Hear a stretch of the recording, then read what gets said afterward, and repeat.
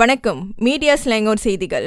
பிரதமர் டத்துஸ்ரீ அன்வர் இப்ராஹிமின் வாக்குறுதியின்படி இந்த மாத இறுதிக்குள் ரோன் 95 பெட்ரோலுக்கு மானிய கழிவு வழங்கப்படும் என்று எதிர்பார்க்கப்படுகிறது. பக்கத்தான் அரப்பானின் பொதுச் செயலாளர் டத்தோஸ்ரீ சைஃபுடின் நசாத்தியோன் இஸ்மாயில் கூறுகையில், இந்த வாக்குறுதி செயல்படுத்த சிறிது காலம் எடுத்தாலும் மக்கள் நலனுக்கான அரசாங்கத்தின் உறுதிப்பாட்டின் சான்றாக நிறைவேற்றப்படும் என்றார். மலேசியர்களுக்கு அளித்த வாக்குறுதியை பிரதமர் நிறைவேற்றுவார். இந்த மாத இறுதிக்குள் ரோன் 95 பெட்ரோல் விலை இலக்க மானியத்தின் மூலம் லீட்டருக்கு 1.99 ரிங்கிட் குறையும். பிரதமர் தனது வார்த்தையில் உறுதியான மனிதர். அவர் மக்களுக்கு அளிக்கும் ஒவ்வொரு வாக்குறுதியும் நிறைவேற்றப்படும் என்று சைஃபுடின் வியாழக்கிழமை முகநூல் பதிவின் வழி கூறினார். அதே நேரத்தில் உள்துறை அமைச்சராக இருக்கும் அவர் இலக்கமிடப்பட்ட மானியத்தை பயன்படுத்தும் முன் அது சரியாக செயல்படுவதை உறுதி செய்ய அவரவர் மைகார்ட் சிப்பின் நிலையை சரிபார்க்குமாறு பொதுமக்களுக்கு நினைவூட்டினார். சிப் சேதமடைந்திருந்தால் அல்லது படிக்க முடியாவிட்டால் கவலைப்பட வேண்டாம். நாடு முழுவதும் உள்ள எந்த ஒரு தேசிய பதிவுத்துறை அலுவலகத்திற்கு அல்லது கவுண்டருக்கு செல்லுங்கள்.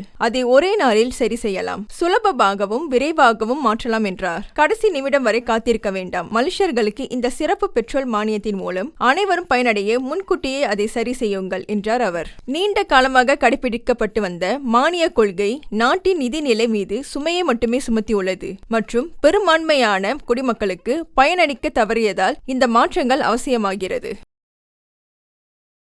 கேரளாவில் மூளையை தின்னும் அமீபாவால் ஏற்படும் மிக அபாயகரமான PAM எனப்படும் மூளை தொற்று பெரும் அச்சத்தை உருவாக்கியுள்ளது. இவ்வாண்டு மட்டும் 69 பேருக்கு இத்தொற்று உறுதி செய்யப்பட்டு இதுவரை 19 பேர் உயிரிழந்துள்ளனர். இந்த அமீபா சூடான அல்லது வெதுவெதுப்பான நீரில் நீந்தும் போது அல்லது குளிக்கும் போது மூக்கின் வழியே உடலில் நுழைகிறது.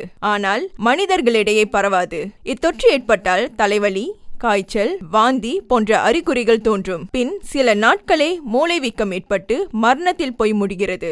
இதில் உலகளவில் உயிர் பிழைத்தவர்கள் தொற்று மூளைக்கு செல்லும் முன் சிகிச்சை பெற்றவர்களே ஆவர். எனவே ஆரம்பத்திலேயே கண்டறிந்தால் மட்டுமே சிகிச்சை பயனளிக்கும் என மருத்துவர்கள் எச்சரிக்கின்றனர். இந்நிலையில் குளம், ஏரி போன்ற சுத்தமில்லாத நீரில் நீந்துவதை தவிர்க்கவும், நீந்தும் போது மூக்கு கிளிப் பயன்படுத்தவும், கிணறு மற்றும் தொட்டிகளில் உள்ள தண்ணீரில் குளோரின் பயன்பாட்டை உறுதி செய்யவும் கேரளா மக்களுக்கு அறிவுறுத்தப்பட்டுள்ளது.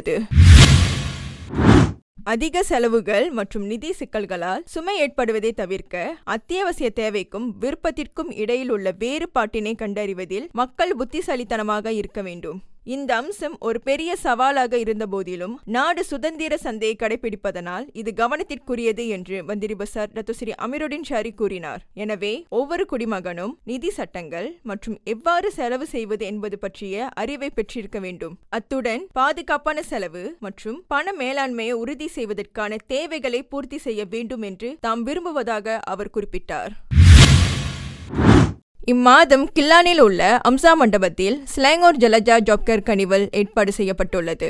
செப்டம்பர் 27 அன்று காலை 9 மணி முதல் மாலை 4 மணி வரை நடைபெறும் இத்திட்டம் மாற்றுத்திறனாளிகள் உட்பட வேலை தேடுபவர்களுக்கு வேலை வாய்ப்புகளை வழங்குகிறது. ஆர்வம் உள்ளவர்கள் கொடுக்கப்பட்டுள்ள இணைப்பின் மூலம் பதிவு செய்யலாம் மற்றும் நேர்காணலுக்கு தொடர்புடைய சான்றிதழ்களின் நகலை கொண்டு வர வேண்டும்.